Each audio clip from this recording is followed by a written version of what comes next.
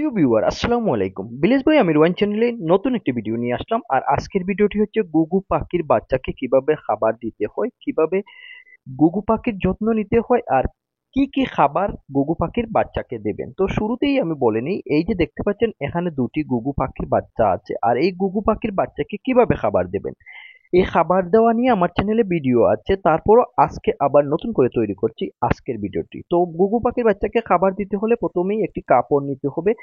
তারপর এখানে চালের গুঁড়া যেটাকে সিলেটে কুদি বলা হয়, এই কুদি চালের গুঁড়া নিতে হবে। তারপর আমি যেটা দেই, দান, ব্রয়লার ফিড, চালের গুঁড়া, দান, ব্রয়লার ফিড, মাঝে মধ্যে চালও দিতে পারেন। আর যদি আপনার পাশাপাশি গম ভাঙ্গা থাকে, ভুট্টা ভাঙ্গা থাকে, এগুলোও দিতে পারেন। এই যে চালের গুঁড়া দিলাম, তারপর দেব দান, এই যে দান,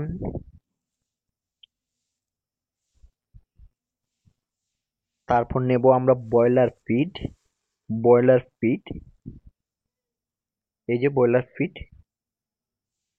এই তিনটি খাবার আমি হাতের কাছে আছে আমার এই খাবারগুলো। তারপর এভাবে কাপড়টাকে পুতলা তৈরি করতে হবে। পুতলা তৈরি করার পর এই পুতলার মধ্যখানে একটা ছিদ্র করবেন, যেখানে গুগু পাখির বাচ্চার মুখটা ঢুকিয়ে দেবেন এই ছিদ্র দিয়ে।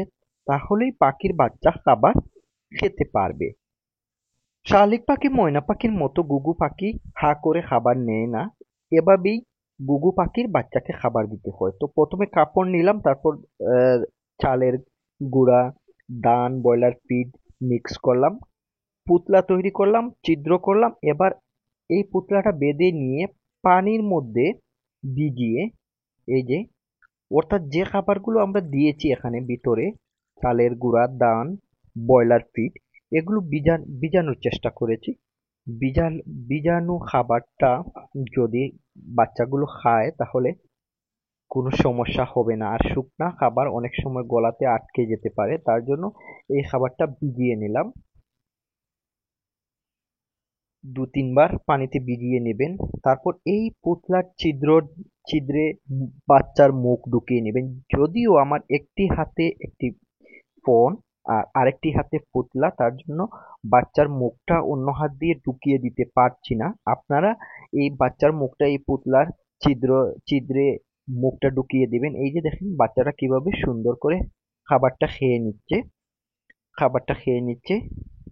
এভাবে দুটি পাখি বাচ্চাকে আমি খাবার দিই।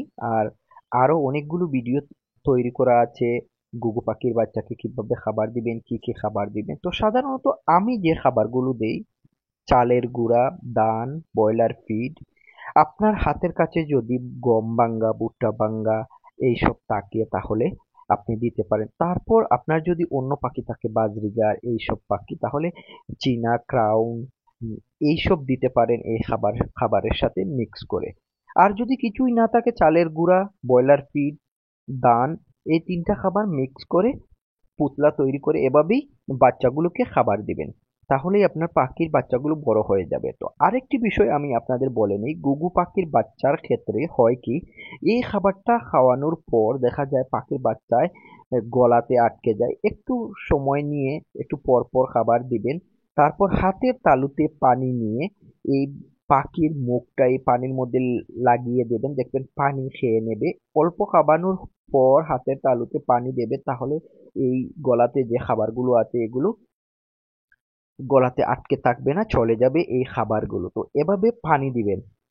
তো সর্বশেষ পাখির বাচ্চাকে এই পুতলা দিয়ে খাবানোর পর বেশি পরিমাণ খাবার না দিয়ে অল্প পরিমাণ খাবার দিয়ে কিছুক্ষণ পর পর যদি খাবার দেন, আর তারপর কিছুক্ষণ পর পর হাতের তালুতে নিয়ে পানি পানি দেন বাচ্চাগুলোকে, তাহলে দেখবেন এই বাচ্চাগুলো আর কোনো সমস্যা হবে না। আরেকটা জিনিস লক্ষ্য রাখবেন, পাখির বাচ্চাকে খাবার দেওয়ার পর দেখা যায় মুখটা ভরে গিয়েছে, পানি গলার মধ্যে লেগে গিয়েছে, এগুলো মুছে দেওয়ার চেষ্টা করবেন, তাহলে আর ঠান্ডা জনিত কোনো সমস্যা আসবে না। তো আরেকটু বড় হয়ে যাওয়ার পর আপনার এই গুগু পাখির বাচ্চার খাঁচাতে পানির পাত্র বেঁধে দেবেন এবং এখানে পানি দিয়ে দেবেন। তারা নিজে নিজেই পানি খেয়ে নিবে আর খাবার পাত্রে খাবার দিয়ে রাখবেন, একটা দুটো করে টুকর দিয়ে দিয়ে পাখির বাচ্চাগুলো নিজে নিজে খাবার খেতে শিখে যাবে।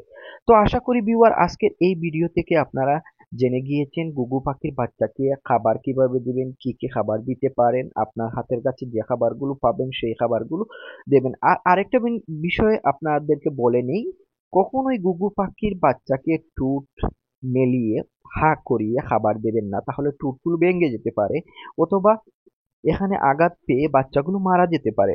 ঘুঘু পাখির বাচ্চাগুলোকে এভাবেই খাবার দিবেন। তো আল্লাহ হাফিজ ভিউয়ার, সবাই ভালো থাকবেন, সুস্থ থাকবেন।